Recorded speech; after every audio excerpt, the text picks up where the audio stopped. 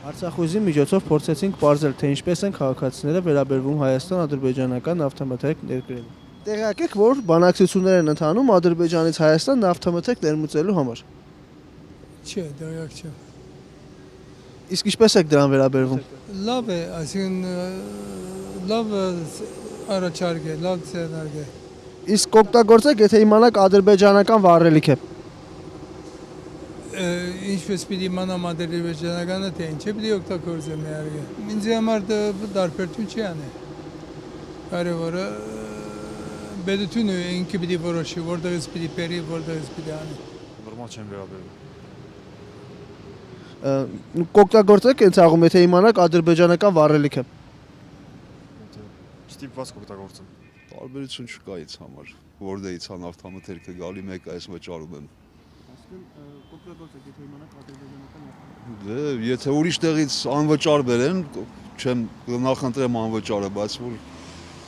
մեկը վճարում եմ, տարբերություն չկա։ Եթե խաղաղության պայմանագիրը ստորագրվի, ես իմանամ, որ Ադրբեջանի հետ մենք ունենք, ասենք, այնպիսի հարաբերություններ, որ տանում է դեպի խաղաղության եւ ոչ թե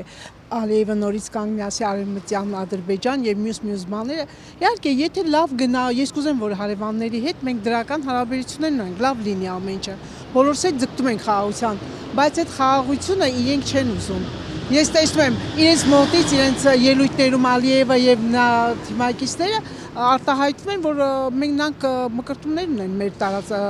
տարածքի վրա եւ դրա համար ես իհարկե չեմ ուզի այդ հարաբերությունների մեջ ես չեմ ուզենա ադրբեջանական նավթա, գազա, ինչ որ այա որ օգտագործենք մենք։ Պարսկաստանից կարող ենք վերցնել, ինչ է Ադրբեջանից։